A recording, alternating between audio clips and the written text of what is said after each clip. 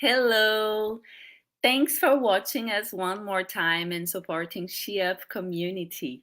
These live streaming events aim to amplify women voices from our community, highlight their work, and help the general public to learn from China, business related topics, and women perspectives.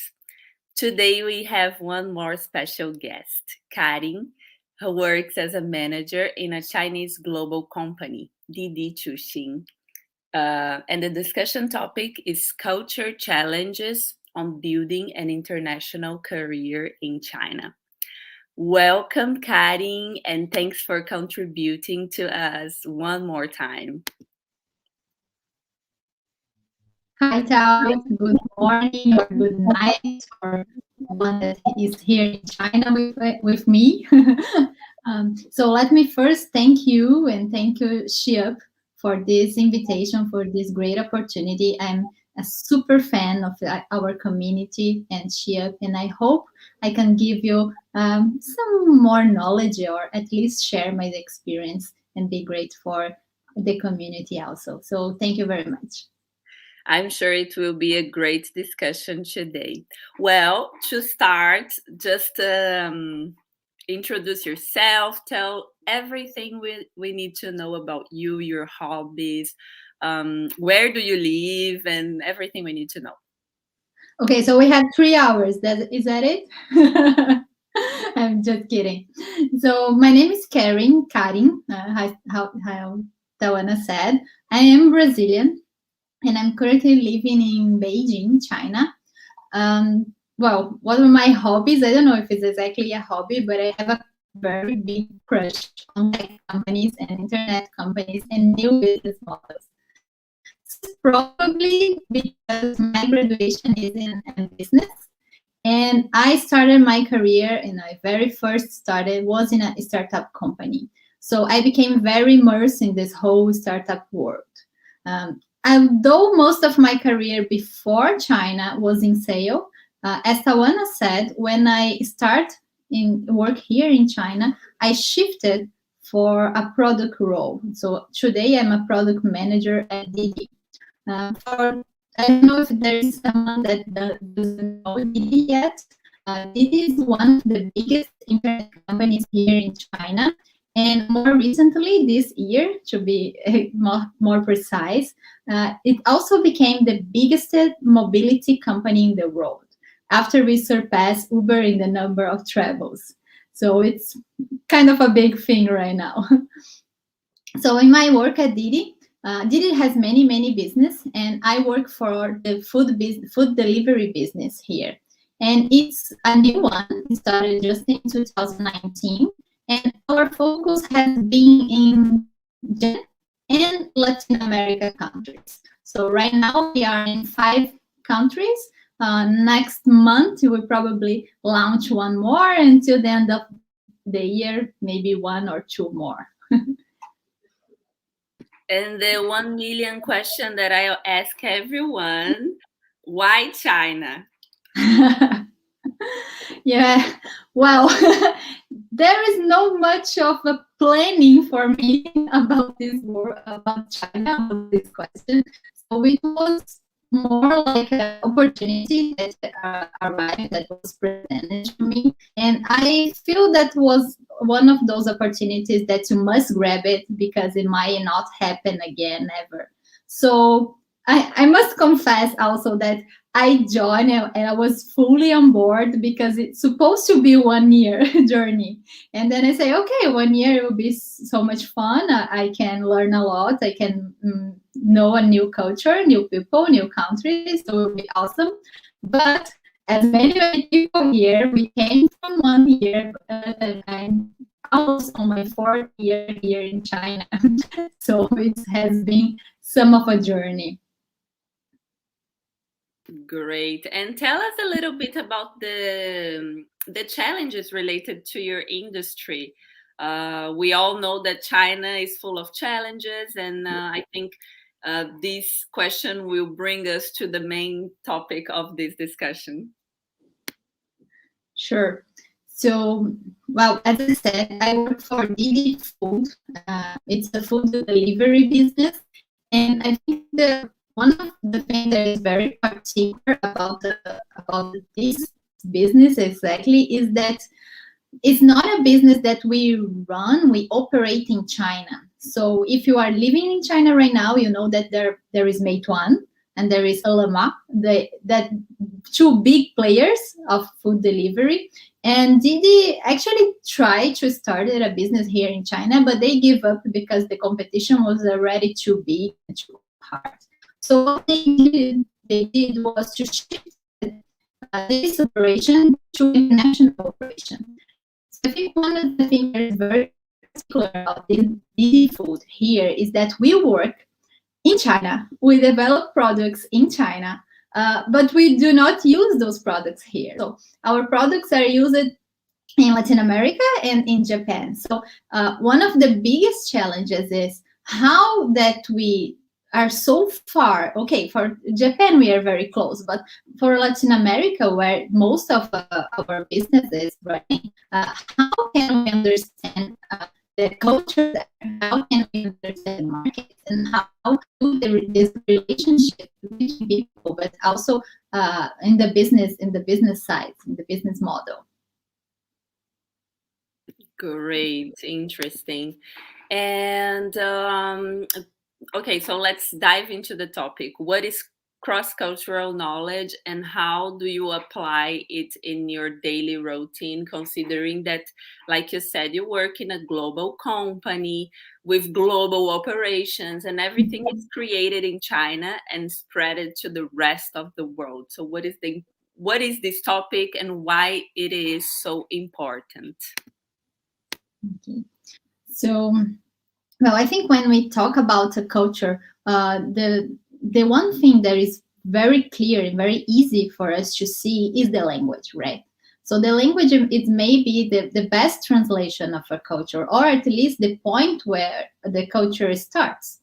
Because every language is different, and the way that you make, for example, the way that you make a sentence, you put more emphasis on what is more important first. So, as you know, Tawana has a better Chinese than I, so she knows that when you start a sentence here in China, you start with the time first or the location first. So you give emphasis on this, and this will probably also build the behavior of the people. In Brazil, we often put the time or the place in the end, and so maybe it's a coincidence, but I know it's not.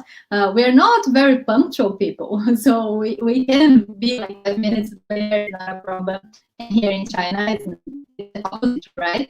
Sometimes 5 minutes earlier is okay. So I think all this is related to culture, and language plays a big role. And I think my first problem, or not a problem, yeah, a problem, but my first challenge here, it was the language. And I think I have a very nice place and I can benefit from this, from being in a company that it's big, that is an international company, and being in an international business inside the company. But even though here in China, I'm the only foreigner. So all colleagues speak Chinese, all the processes are in Chinese, all the meetings, all the communications, everything is running in Chinese Mandarin language. So for me, this is the first challenge that I faced. And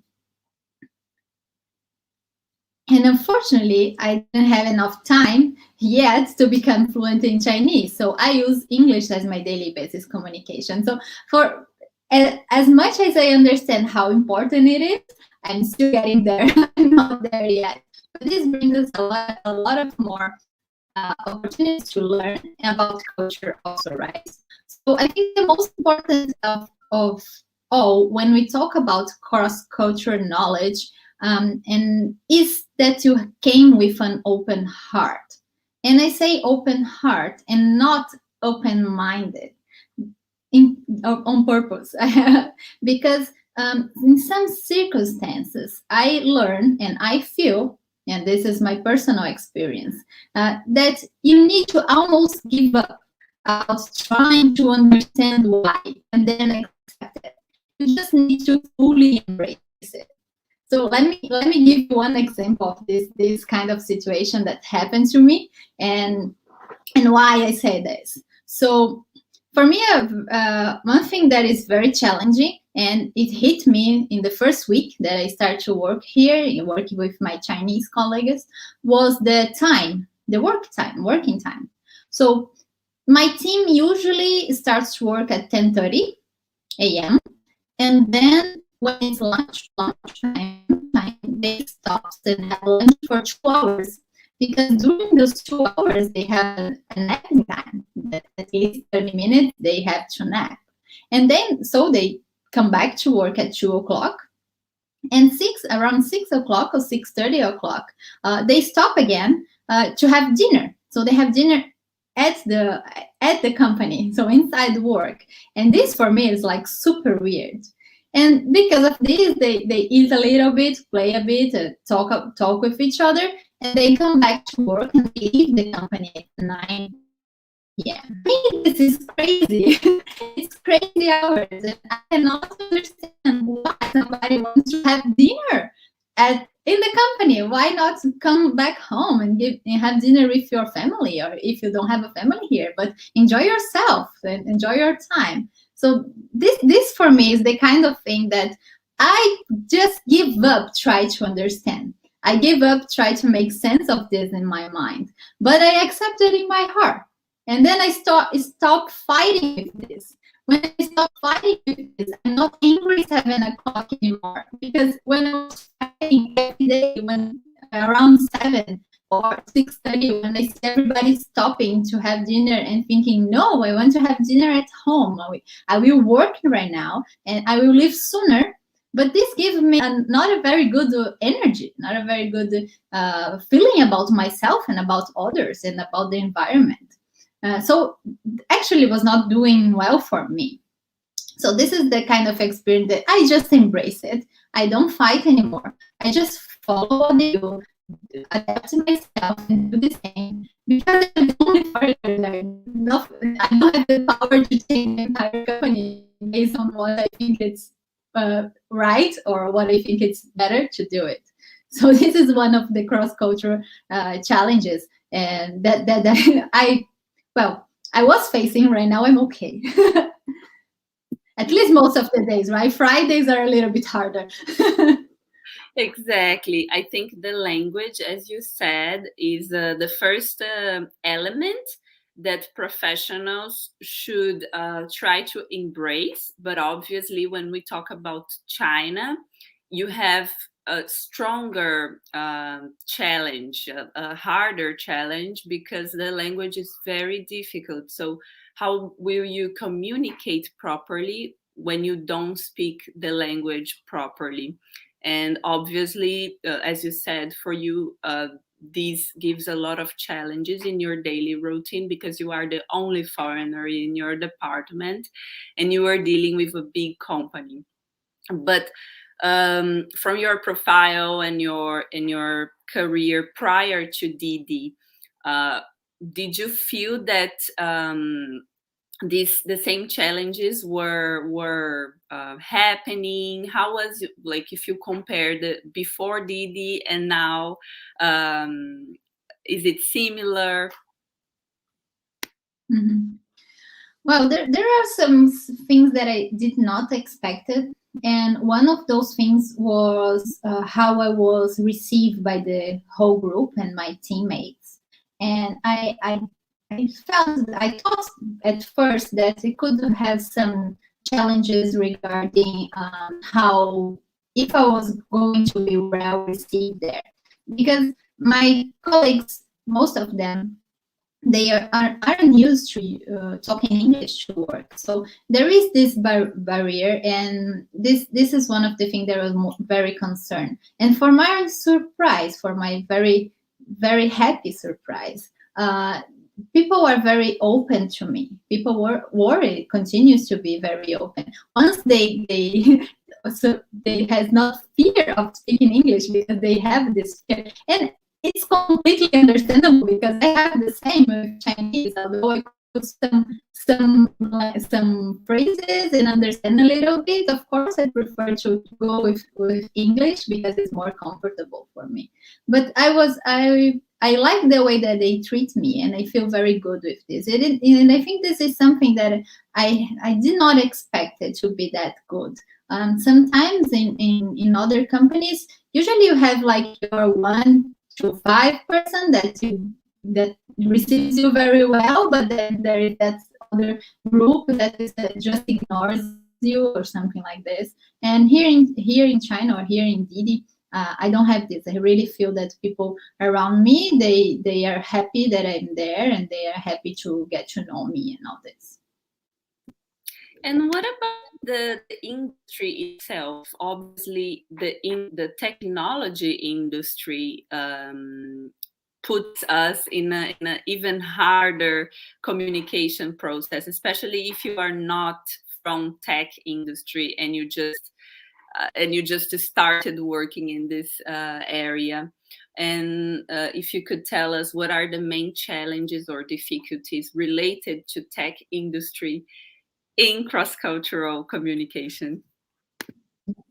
Oh, I think tech industry is a challenge anywhere, especially because people. We said that people have this imagination. We have this profile for people that work in tech companies, that they are more quiet and introspective, and they don't share much. They don't talk much. So I think this is one of the challenges of this segment, of this tech segment. But I think this one is amplified in China. When we talk about China tech companies, I think this challenge is amplified. And why I said this? Because I had to learn how to ask questions. And I think this is so crazy because I came from sales. My career was in sales. And I like to do it. I like sales. So I know how to ask questions. For good salespeople, you must know how to ask questions.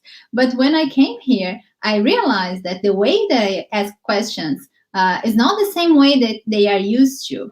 And I know it's hard to understand. So let me give you another example. So for example, very simple one.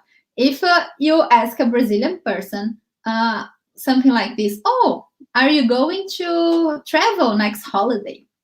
Probably we hear the answer will be like, oh yes, I will. I'm super excited. I always want to go to Sanya. It's the first time that I'm going. And oh, it's so great that it's summertime. And I thought about going to other places because, well, China is so big and I want to know everything. But then I was born near the sea. So I really miss the sea, living here in a big city. So I decided that, okay, I will go to Sanya now that it's summer, and maybe some other time I can go to other places that are also nice in China. And if you say to me, I just said that, and if I see that your face is like, oh yeah, I will continue to talk about what are my plans, where I'm going to stay, what I want to eat. So I just happy to share.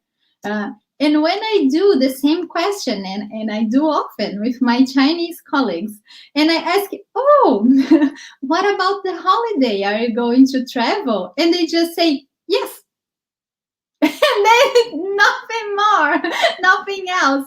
So it's crazy. And it's exactly the same thing when I ask something related to the work, right? Related to the job. But I think the culture here and the cross culture that is the topic right now is that when you learn about the culture, you understand that this is not personal. They are not doing this with you. So you avoid thinking things like, oh, she doesn't want to talk with me, or even she doesn't like me. Or you put some stereotypes like, oh, Chinese people don't like to share their personal lives. All this is not true, or these are false statements, actually.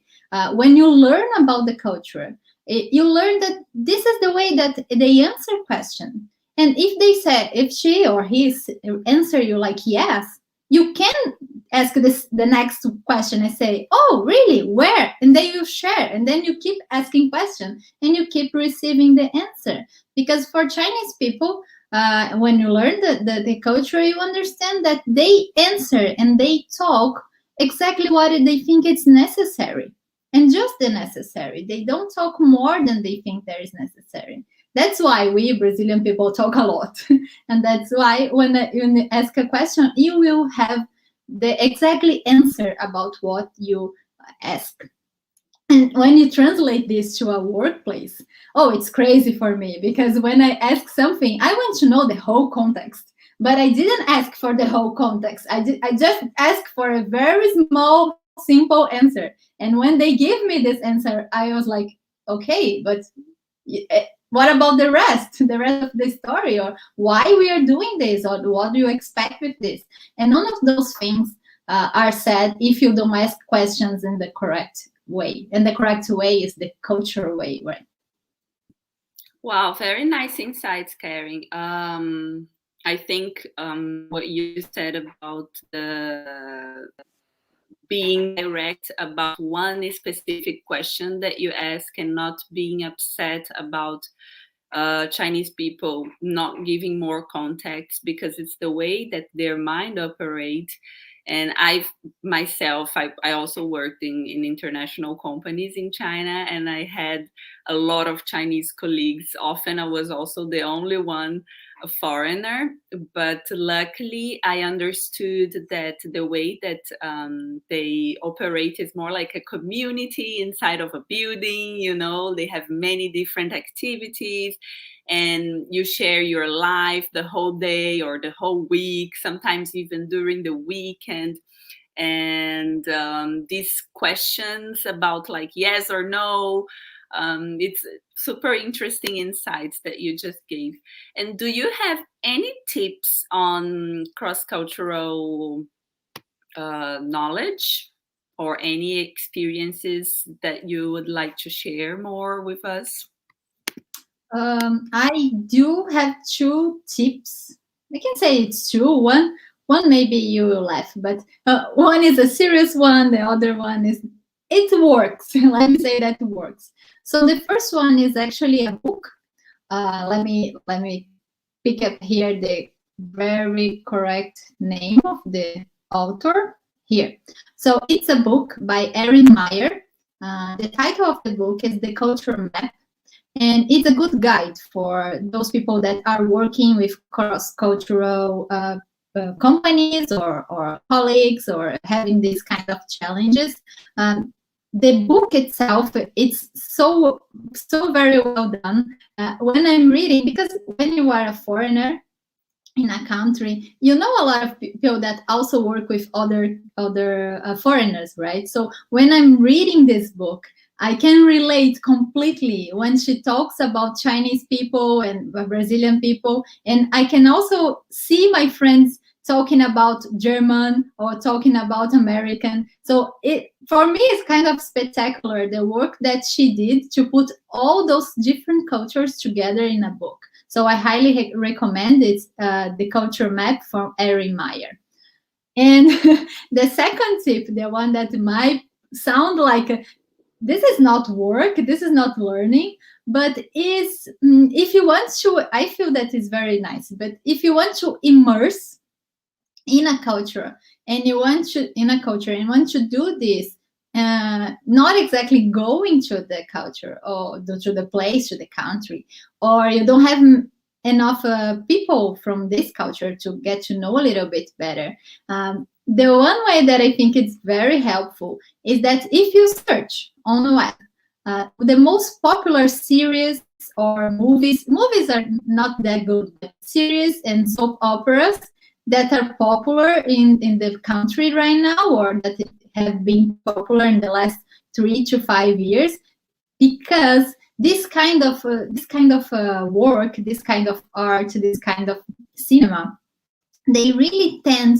to be really say how people think or how the relationships are building, how a family works. And these are kind of things that I think it's hard to understand. You need to be a very good friend with someone to understand that their reality. And sometimes the reality of one person is not the whole culture, right? So I think when you saw, especially those soap operas, the one that are very popular, that everybody sees, every age, every different economic levels, different a very different kind of people like the same one. I think it's because really reflects how the culture are, how the country is. Great tips, actually. We do this very often, right? We love series, we love soap operas, we love watching movies, but we never use it in a strategic way. And what you just did was to make us realize that you can learn a lot from local costumes and local ways, exactly from these movies and from these interactions in the movies. So it's a great tip, and I love the idea of the book as well. Actually, there's a lot of information out there, but thanks for reminding us, and thanks for all these tips. Well, I think we are getting close to an end. And I would like to thank you one more time and give you some space now for your final words to the community. Thank you. Well, first, let me again thank you very much, Tawana, and thank you, SheUp, for the invitation. But thank you, SheUp, for existing, right? I feel like I said this one time, but I will repeat. SheUp gave me the strength to know that I can do whatever I want here in China. Because for a while, I was thinking like, okay, I can do this, but maybe I cannot do it in China because it's so hard, it's so difficult here. And this was just something in my mind. It's not real. When I see, when I interact with some awesome women on SheUp that are here in China or that haven't been here in China, had been here but is not here anymore. This gives me the strength to pursue my dreams, to pursue my career goals. So I'm super glad for this. And so thank you, and thank you all the community. I hope that we can talk again. I want to say that I'm open if anyone wants to connect, if wants to have a talk, just to exchange things. I'm open to it. I love to share. Wow, amazing, Karin, and thanks for contributing. Thanks for being part of SheUp community and giving us so many nice insights. Also opening the doors to everyone who's watching or everyone who's going to watch to contact you. I think it's your position is very much valuable for a lot of people around the world. As the only foreigner in your department or even in the building of DiDi, a global Chinese company. I think it's a different one for sure. Exactly. So thank you very much and bye-bye. Bye.